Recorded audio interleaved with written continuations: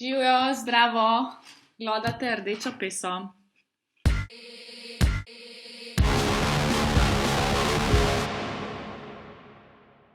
Preden začnemo, stisnite like, naročite se, kliknite zvonček. Pomagajte nam, da dosežemo čim več ljudi.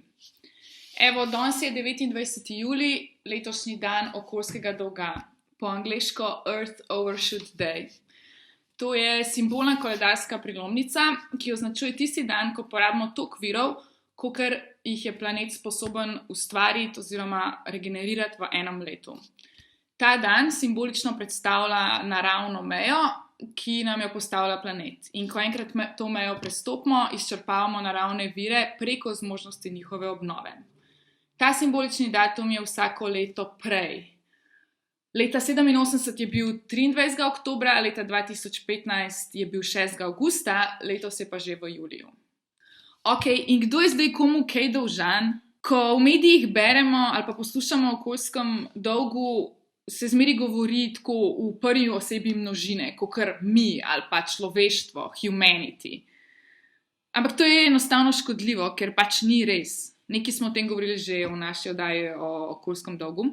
V vsakem primeru, nedvomno, vsak od nas nekaj prispeva k ekološkemu odtisu in pač pušča svoj ekološki odtis. Ker smo pač del družbe, ker v njej živimo v njenih pogojih, ki pa jih ne ustvarjamo sami. In to, da se odgovornost oziroma celo krivda prenaša na celotno človeštvo ali pa na posameznika, je največja ideološka laž, ki ji moramo vsakič nasprotovati, ker drugače ne bomo nikoli prišli do pravilnih odgovorov. Dajmo pogledati en graf. Najbogatejših 10% prebivalstva prispeva 50% vseh CO2 emisij s svojim življenjskim slogom. Še bolj zanimivo je pa, če pogledamo prispevek 1% najbogatejših. Ti ultrabogati prispevajo dvakrat več emisij, kakor 50% najrevnejših. 50% ljudi, to je več kakor 3,5 milijarde ljudi, napram 1% najbogatejših. To si je skoraj nemogoče predstavljati. Jahte, zasebna letala, dvorci, z družbenega vidika popolnoma nepotrebno, nesmiselno, celo idiotsko.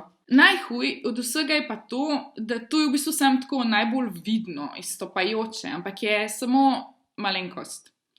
To je pač luksuzna potrošnja kapitalistov. Tam, kjer so pa najbolj škodljivi, je pa v bistvu v tem, da oni, kapitalistični razred, podjetniki, bankirji, upravljalci skladov, finančniki, oni dejansko odločajo o tem, kaj se proizvaja in kaj se bo trošilo. Oni so tisti, ki odločajo o milijardnih naložbah v naftne ploščadi, v plinovode, v avtomobilsko in letalsko industrijo, v fosilno industrijo, za katero se že zelo dolgo ve, da je toliko škodljiva. In to je bistvo problema. To je milijonkrat hujš, kot ta njihov luksuz, pač nek ta slog McMansion, ki se meni osebno sicer zdi res oduren. Obenem pa zraven ful investirajo v oglaševanje, v medije, v ustvarjanje neke take kolektivne zmede, kjer se zdi, da smo vsi enako odgovorni, ampak da istočasno pa rešitve ni. Ti in jaz, kot posameznika, pa v bistvu ne odločamo o ničemer. Kapitalistični pizduni odločajo o življenju na našem planetu. Pač dejansko odločajo, ali bo to življenje sploh obstalo. In seveda njihovi politični zastopniki, prijatelji na čelu vlad, držav. Ena taka široka koalicija vlada kapitalistične enotnosti je to. In peljejo nas v okoljsko in podnebno katastrofo. Ameriška fakulteta MIT je v 70-ih naredila prognozo, da bo sredi 21. stoletja prišlo do družbenega kolapsa zaradi pretirane gospodarske rasti.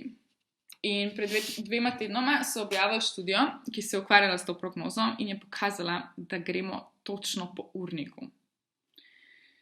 Dodati je treba to, da tukaj pri gospodarski rasti govorimo o rasti, ki je posledica zasebnega tržnega investiranja, torej kapitalizma. Investiranja zgolj z namenom profita. Še en primer, ki pokaže kako globoko smo zabredali. Če pogledamo sam Slovenijo, smo letos dan okoljskega dolga v Sloveniji dosegli že 30. aprila. 30. aprila, noro. 100-krat lahko recikliramo, 1000-krat pobiramo smeti, očistimo Slovenijo, pa to ne bo nikoli dovolj, nikoli. Še manj pa s kupovanjem v raznih etičnih trgovinah, biohrano in ne vem še čim. Pa jaz to delam. Konstantno se trudim po časovnih, finančnih zmožnostih, čim manj kupovati, skoraj da ne kupujem več oblek, ne letim, ločujem, gojim svojo hrano, če le lahko. Ampak to ni nič. Medtem Jeff Bezos odleti v vesolje, z njim gre pa nek 18-letnik, ki je dobil polet v vesolje za darilo, ki je stal $28 milijonov. Kaj? In ja, to je pač spet ta luksus. Ko govorimo o kapitalistični družbi, s tem v bistvu ne mislimo samo podjetja, samo gospodarstva. Gre za to, da celotna družba se bolj ali manj podreja nuji po profitu, po konkurenčnosti. Proizvodnja in potrošnja se ne planirata glede na potrebe ljudi, glede na zmožnosti, se pravi 9 planetarnih meja, ampak glede na to, kaj bo ustvarjal dobiček. Ali pa zabavo za najbogatejše, pa še ful dobička.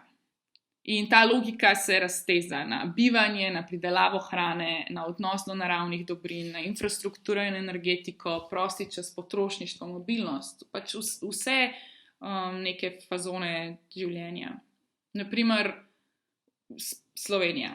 Osebni cestni promet je ful velik problem z vidika emisij CO2. Pa tudi z drugih zadev, recimo onesnaževanje s trdnimi delci, zasedanje prostora. In zakaj imamo toliko osebnega cestnega prometa? Zaradi v veliki meri mestnega dela, zato ker morajo ljudje vsak dan pač priti na šiht. Večina šihtov je v Ljubljani, kar pomeni, da se v bistvu na dnevni bazi 130,000 dnevnih delovnih migrantov pripelje v ljubljansko občino. Na dnevni bazi. Tja in pa tudi nazaj domov. Seveda bodo tudi v prihodnji socialistični družbi potrebe po mobilnosti in seveda ni edina potreba po mobilnosti mestno delo, ampak to se da ful bolj racionalno splanirati. Zmanjšaš lahko same potrebe po mobilnosti s tem, da drugače organiziraš, geografsko razporediš zadeve, proizvodnja, nastanitev, prebivanje. Predvsem pa bomo lahko te potrebe po mobilnosti uresničevali na sonaravne načine z javnim prevozom, skupnostnimi oblikami prevoza. Morali se bo dati dovolj časa na voljo, da se bo lahko to uporabljali in zato rabiš skrajšanje delovnega časa.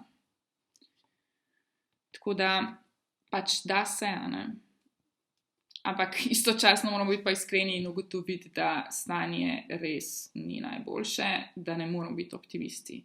Ful je zdaj govora o zelenem, vse vlade imajo neke polna usta trajnosti, Biden v ZDA, von der Leyen v EU-ju, Kitajska. Ampak res večino tega je bullshit. Podatki so ne glede na vse to iz leta v leto slabši. Gre tam kar prav. Morali se bomo nehati iti neke male reformice in čas je za revolucijo. Problem je tudi, da si težko predstavljamo, kakšne posledice bo imela okoljska kriza v naslednjih desetletjih. Tudi v levičarskih naprednih, delavskih krogih skoraj da ni govora o tem. Bolj tako, kdaj v neki šali. Večinoma pa v medijih vidimo samo neke te bolj naravne posledice, neke fizikalne projekcije, neke procente, kakšne bodo spremembe podnebja, več bo ekstremnih vremenskih dogodkov, ampak kakšni bodo pa družbeni vplivi tega, nič se ne razmišlja o tem. Kako bo globaliziran kapitalizem dosegel svoje stopnje rasti v takih okoljskih pogojih in kakšne krize bodo pol nastopile, če ne bo mogel dosegati take rasti. Kako bodo države zaostrile svoje avtoritarne režime, da bodo ohranjale socialni mir? Sej lahko že zdaj opažamo te zadeve. Naprimer, razvoj opremljenosti policije v mestih je ena taka ful dobra indikacija. Ali pa, kaj bo z 200 milijoni podnebnih beguncev? Če dejansko pogledamo okrog sebe, se to v bistvu dogaja že zdaj. Za danes je to. Rdeča pesa gre na poletni dopust, vidimo se spet konc avgusta ali pa začetek septembra, do takrat pričakujte naše prejšnje oddaje, kar nekaj dobrih se je že nabrali. Spremite nas na Facebooku, na Twitterju, na Instagramu, preberite kako radikalno knjigo, ena ideja recimo, imamo pa tudi en kup med našimi priporočili in ne pozabite, kapitalizem uničuje naravne pogoje za bivanje na tem planetu, ampak sam sebe pa ne bo uničil. Odprava kapitalizma je možna samo z množično politično akcijo. Čau.